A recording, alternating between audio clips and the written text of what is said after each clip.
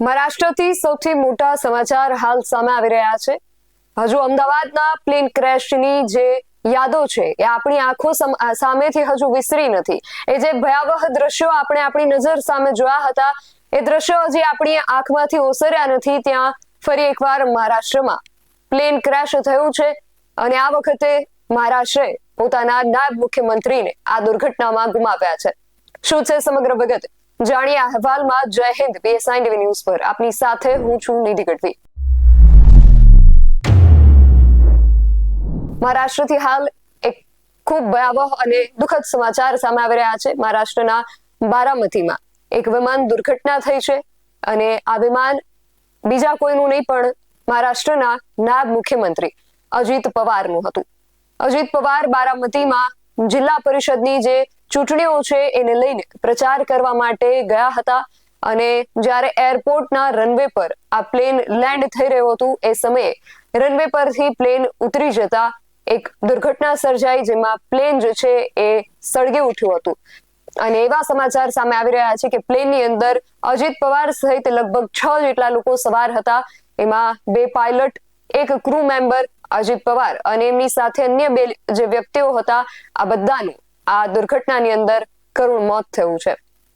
મહારાષ્ટ્રના deputy CM Ajit Pawar આ plane દુર્ઘટનામાં ભોગ બન્યા છે અને એમના સહિત 6 લોકોના મોતના સમાચાર જે છે એ મહારાષ્ટ્રના બારામતીથી સામે આવી રહ્યા છે. આખું જે પ્લેન જે છે એ સળગી ઉઠ્યું હતું અને આ સમાચાર સાંભળીને ડેપ્યુટી CM અજીત પવારના જે પરિવારજનો છે એ પણ બારામતી જવા માટે રવાના થઈ ગયા છે. મહારાષ્ટ્રના ડેપ્યુટી CM અજીત પવારનું આ દુર્ઘટનાની અંદર મોત થયું છે. આ જે પ્લેન છે એમનું જ હતું અને બારામતીની અંદર આજે ચૂંટણી પ્રચારના કાર્યક્રમ અંગે તેઓ ગયા હતા. બારામતી એમનો જ મત વિસ્તાર છે ને એમના જ મત વિસ્તારની અંદર આ વિમાન દુર્ઘટના જે છે ઘટી છે.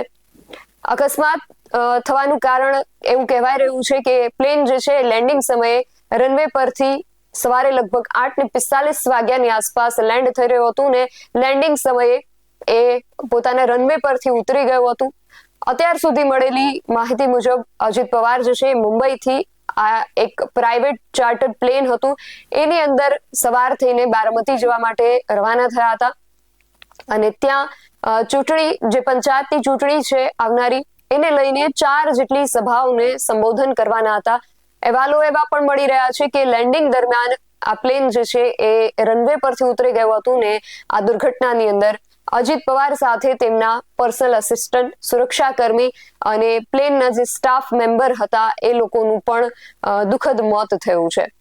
આ જે સમાચાર છે એ સૌનું કાળજું કંપાવનારા સમાચાર છે અને ત્યાંથી જે દ્રશ્યો સામે આવી રહ્યા છે એ પણ ખૂબ હૈયું હચમચાવી દે એવા દ્રશ્યો છે. બારામતીમાં એક કાર્યક્રમ હતો, એમાં હાજરી આપવા માટે અજીત પવાર જઈ રહ્યા હતા એવી જાણકારી હાલ મળી રહી છે. જોકે હજુ સુધી વિમાન ક્રેશ થવાનું કોઈ પણ કારણ જે છે એ સરખું સામે નથી આવ્યું. આ માત્ર પ્રાથમિક અંદાજો લગાવવામાં આવી રહ્યા છે. ઘટના સ્થળેથી જે તસવીરો સામે આવી છે એમાં જોઈ શકાય છે કે વિમાન આગમાં લપેટાઈ ગયું હતું.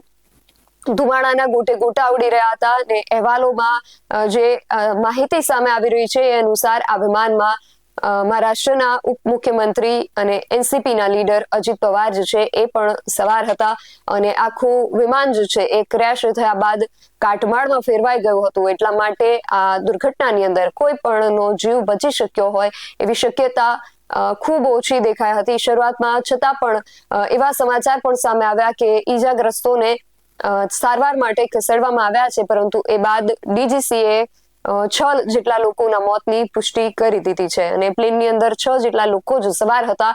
એટલા માટે કહી શકાય કે પ્લેનની અંદર સવાર તમામ લોકોનું આ દુર્ઘટનાની અંદર મૃત્યુ થયું છે અને તમામમાં એક હતા મહારાષ્ટ્રના ડેપ્યુટી CM અજીત પવાર.